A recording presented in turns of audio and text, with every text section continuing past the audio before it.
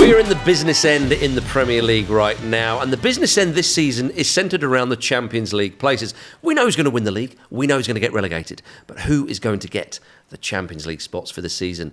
There's 5 of them up for grabs, of course. We think Liverpool are done and dusted. I think that's a safe bet.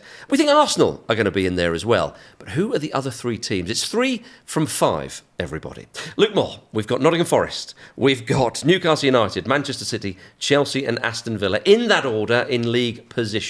Let's start and make the case for Nottingham Forest. They have been in the top 4/5. We can call it top 5 now, can't we? We can safely do that. Yeah. They've been in there for pretty much all season now. It's been impressive from Nuno and the boys. Do you think they're going to manage it? They have been there all season. They deserve to be there. They've been a well-drilled, well-coached unit. They've been the feel-good surprise story of the season. It comes down to whether they can maintain their intensity and whether they can navigate their FA Cup semi-final as well, because there's so many shiny items in the Nottingham Forest 24-25 season shop. Which ones are they going to grab? Yes. If you try and grab too many, you drop them and they smash on the floor, you end up with nothing. I also think that there could have been a chilling harbinger of doom in the shape of a Murillo mistake at the weekend, which you don't tend to see. They've been very, very good defensively, but there was a mistake. I hope that's not a sign of things to come. But for me, in this video, on this conversation, there's one word that means more than any other, and that word is... Trophy. Momentum. Oh, okay. Momentum is key. I see why you went for trophy. Yeah. It's good, but it's not the one. You don't get a trophy for finishing in the top 5. Or for momentum. But you do get for an FA Cup win. And I wondered if is that the No, is but that for the me, when it comes to talking about all these teams you've listed there in this quest for this top 5 finish, it's all about momentum at the right time.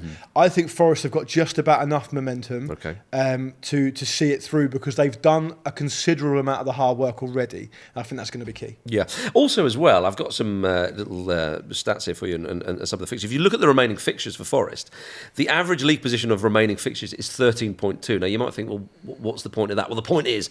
The higher the number, the worse the teams are, guys. Exactly, yeah. You look at their run-in, and I think that Forest have... Well, statistically, they have the easiest run-in of all Followed the by sides. Man City, I think. Yeah, so yeah. I agree with you. I think Forest will make it in the top 5. Now, the only side in those positions that we've mentioned of these teams we're talking about who don't have any distraction other than the league, because they got their business done a little bit early, were Newcastle United. And when I say business, that means going out the competitions and winning the damn League Cup, of course. Yeah. But they don't have an FA Cup to think about like the others, or Champions League, say, with Aston Villa. Newcastle United, though, you mentioned that word momentum. Yeah, they rate very, very high on my patented momentum scale. Is that right? Yeah, they're probably the top of the teams we're talking about in terms of their momentum. Okay.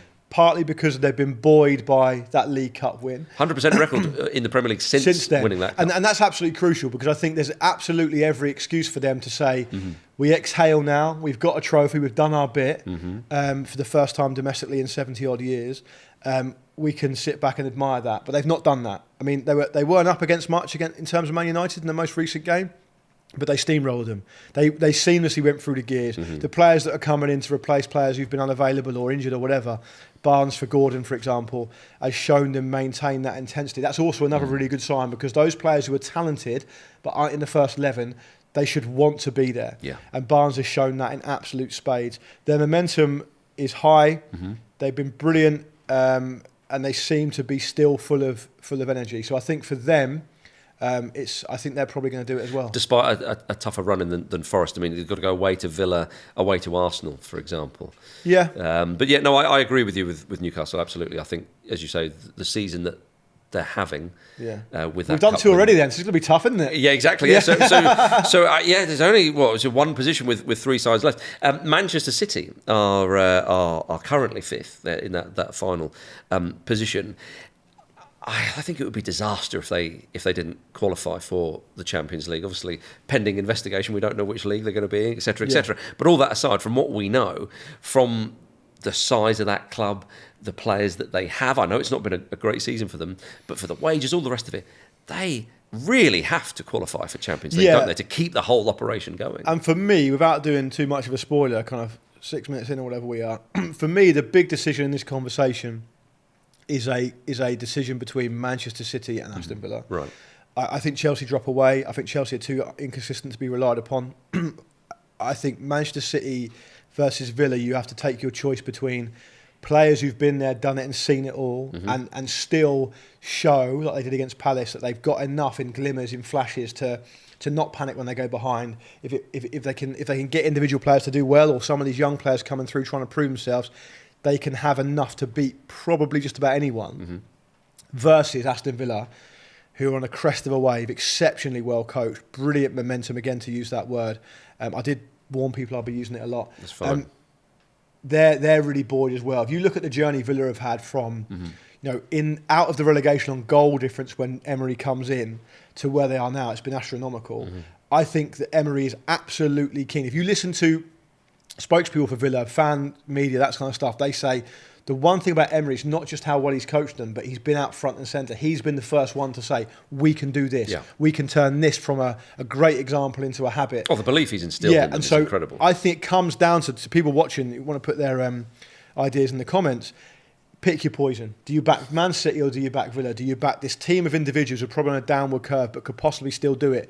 They're Danny Glover and Lethal Weapon. They're one last job. Now you're talking. Or are you going to back Aston Villa, who are Mel Gibson?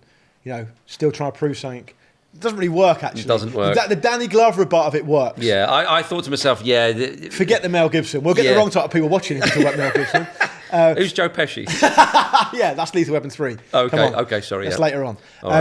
I think I'd like to throw it back to you, actually, because you can talk about the fixtures, you can talk about the recent results, whatever. Do you agree that it comes down to Villa or City? I do, yeah. I think Chelsea... they look a bit disparate. Drawing at home against Ipswich, if again, looking at the remaining fixtures, on paper Chelsea have the toughest run in as well. And yes, I think they do. that they are coughing and spluttering a bit, despite all that, having got themselves in a good position. You've got to say that. They've had the criticisms this season. Well, I would say that they had their criticism from me and from you early on. Mostly me. Right. We couldn't see how Maresca would do it. He did do it. And now they've reverted to type a bit, I'd say. If you said to me at the start of the season, I can see Chelsea finishing 6th, I wouldn't have had any problem with that. They've gone about it in a roundabout way, I think. We can't write them off, of course, because if Palmer suddenly finds some form, or Sancho builds on what he did at the weekend, it could happen. Yeah. But we're in agreement. It's basically Forest are going to do it. We think Newcastle are going to do it. It's a straight shootout between Man City and Villa. So you've talked about City. We've kind of written off Chelsea there. Let's then hone in a little bit more on Aston Villa, who have got a bit of a tricky time of it. Average league position of remaining fixtures 9.3. So again, a little bit higher than Manchester City as well. They've got the FA Cup and they've got the Champions League. Exactly, and I think if you are one of the sides around them in the league, you want them to come back and beat PSG because you want them distracted in other competitions. From what we've seen from Paris Saint-Germain, it's unlikely they're going to come back from that because PSG have been so devastatingly good in these knockouts. They have, but that also brings its own conversation because it brings, first of all, they're going to have to throw the kitchen sink at PSG. Exactly. They're going to do that. You get into that position to be in the latter stages of the Champions League to do something special. Exactly. They're not going to write it off. That's never going to happen. No. And then how they respond to if it's a defeat one way or if they actually get through is another way because it's more load to manage. Is part of the story as well. Manchester City haven't got to worry about that. Yeah, because they've set fire to their season exit.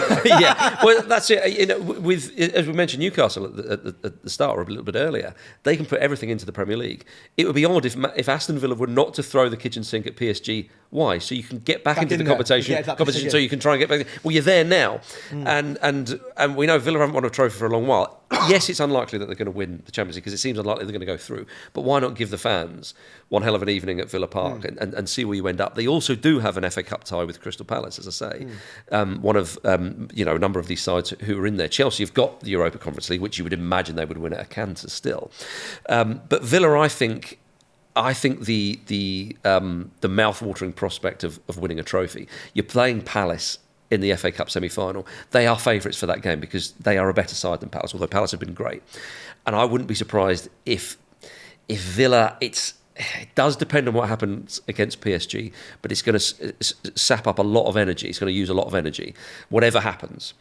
And I think that could maybe be the difference between Man City clinching it and Villa finishing in 6th. That's interesting, because I'm leaning the other way. Do you think Villa going to get 5th and City 6th?